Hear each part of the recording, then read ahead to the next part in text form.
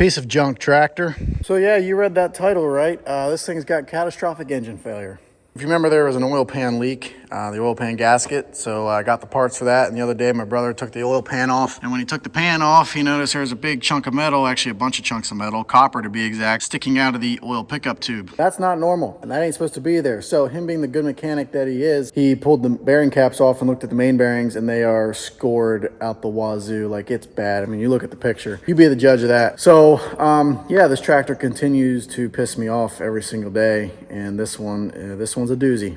This one is a doozy. So we don't know exactly where those chunks of metal came from. Obviously it's bearing material, at least we're pretty sure, but we don't know where exactly it came from. It doesn't look like it came from any of the main bearings. It could be a rod bearing. I don't know. And what makes me even more frustrated is the guy we bought the tractor from, he put a new crankshaft in this thing. And so he would have put new bearings in as well, new main bearings. When he bought the tractor, it had a bent crank. So I don't know, maybe if when it had a bent crank, it ruined something else in the engine, and maybe the new crank is out of alignment and something was just wearing and there's friction. I don't know. I don't know what was happening. I don't know how it happened at all. It was a new crank and had new rings put in when we bought it. We haven't even put 50 hours on this tractor. That's what really pisses me off. I don't get it at all. And this tractor is just, it's a complete waste of time. It's a complete junk pile. I want to sell it for scrap. So we could put new main bearings in it ourselves. It's not too terrible. You pull the pan off and you can replace the bearings right then and there. The only problem is, again, we just don't know where that other piece of metal came from. And I don't want to replace the bearings ourselves and then overlook what other problems that could be in here. So there's a diesel mechanic down the road that this tractor's actually been to multiple times for other problems, like the fuel issue and everything that it had last summer. And I called them up and got it on the schedule. They're an actual diesel mechanic. They know what they're looking at. And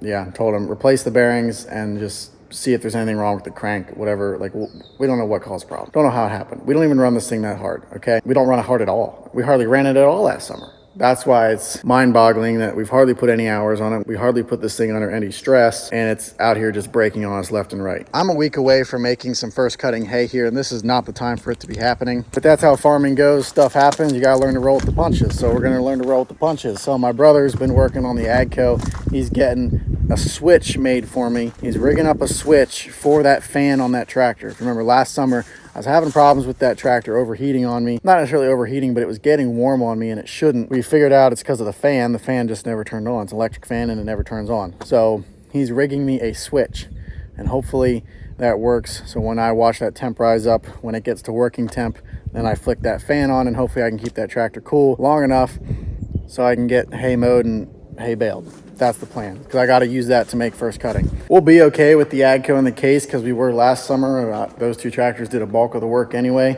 It's just we've got more hay to make here this year than we did last year, and we've got straw to bale yet this year too. So I want this 966 to be the main workhorse like we bought it for. We spent a lot of money on it, both in buying it and repairs. It needs to start pulling its weight, and it just has not been pulling its weight. I'm just going to probably make the 4 acres around the house and the barn here.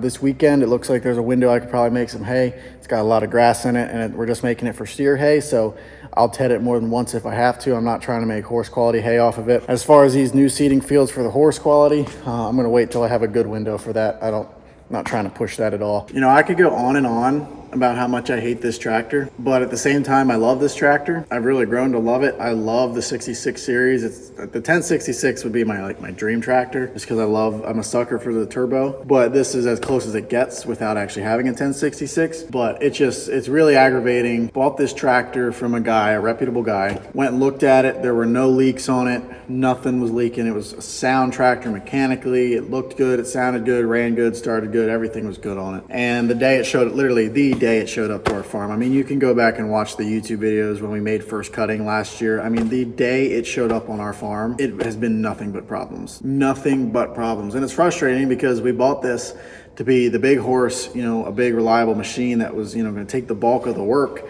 mowing and baling, the stuff that requires some horsepower and some longevity. But we just haven't gotten that. And we've had to put a lot more hours on that case than I was planning to, and a lot more hours on the AGCO than I was planning to. That AGCO is the chore tractor. It already gets used a lot for, year round for loader work. And this tractor over here, it's old. It ran really good for us, but it's still got its kinks and it's old. I don't know. This tractor's just been, it's been very unreliable, and it has not been the machine that we were hoping for.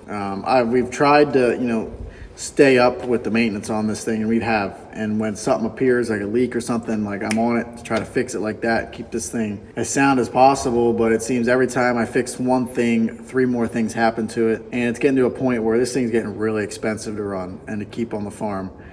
And you know, the amount of money that we spend on it to buy it, put the canopy on it, and all the repairs, and now whatever this repair bill is going to be, we could have bought a really sound tractor, probably a restored tractor for all I know. It is what it is. That's all I got to say today. Just felt like ranting about how much I hate this tractor.